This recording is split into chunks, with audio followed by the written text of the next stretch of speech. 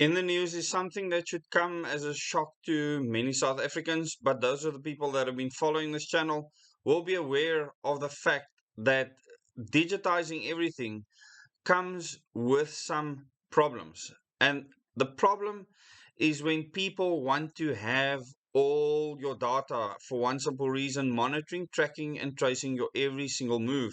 And this is no exception in this article from My Broadband. And the headline reads, South Africa's networks could be forced to collect biometric data. And then they ask, what's next? So even the person writing this, Malcolm Libera, is saying what is next, and sounds concerned with regards to where the government is going now. And the one thing I can tell you for sure, the ANC has not got the know-how or the understanding to actually implement this. It comes from their puppet masters that tell them what to do. These people are just bench warmers. So let's get going. So, in this article, South Africa's mobile network operators will discuss the ramifications of being forced to collect subscriber biometric data at the Communications Risk Information Centre, Comric Industry Forum. This is according to Cell C's Chief Legal Officer, Zaire Williams.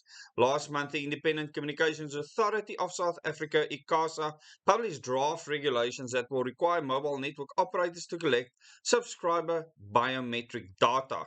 These proposed rules are in response to rising SIM swap fraud. You create the problem and then you create the solution. The solution will always cause you to relinquish your freedom. It is the same as supply and demand. You create the demand first and then you can supply something. Funding both sides of a war, it's no different. So this should really concern you if you care about freedom. The proposed rules are in response to SIM swap fraud, where mobile numbers have been hijacked either through number porting or a SIM swap transaction. So all you get is a whole bunch of crooks to go around doing this, and then you have a reason to implement biometric data and force that on your consumers. In most cases, this form of fraud takes control of a victim's cell phone number to target internet banking applications, and it seems the problem has only gotten worse. Now, instead of getting other ways of working around this, no, it's very convenient to now get your biometric data, in which case you'll be able to monitor, track, and trace people perfectly if they have a SIM card inside their phones. And this is why on my one phone, I don't have a SIM card. On the other phone, I do have a SIM card. There is a reason for that. SIM swap fraud nearly doubled in 2020, and digital banking fraud victims lost over 309 million to criminals. This is all a scaremongering, according to the latest statistics from the South African Bank Risk Information Centre. So the banks are involved in this whole scheme. ICASA believes associating mobile numbers with subscriber biometric data will help curb SIM swap fraud. Now, of course, ICASA will push things like this. The collection of subscriber biometric data is an important telco industry matter that will be considered at an industry forum provided by the Communications Risk Information Centre, Comric, said Cell C's Williams. Cell C, Vodacom, MTN Telkom, and Liquid Intelligent Technologies are members of Comric and will be meeting in the coming weeks to discuss factors that must be taken into account when collecting biometric information, Williams added.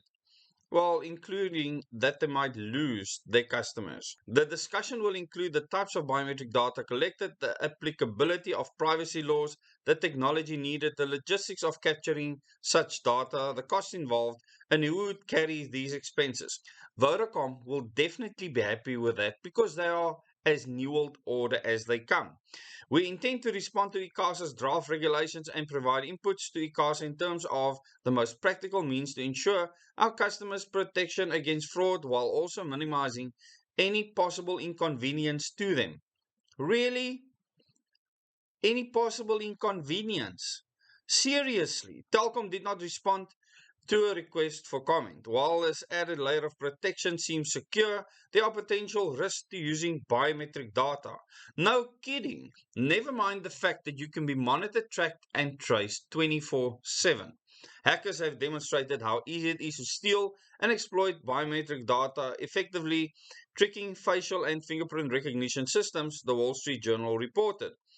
So they are trying to fix the one problem that hackers literally exploit to another one that hackers will exploit. It'll just make it much worse because this is your biometric data.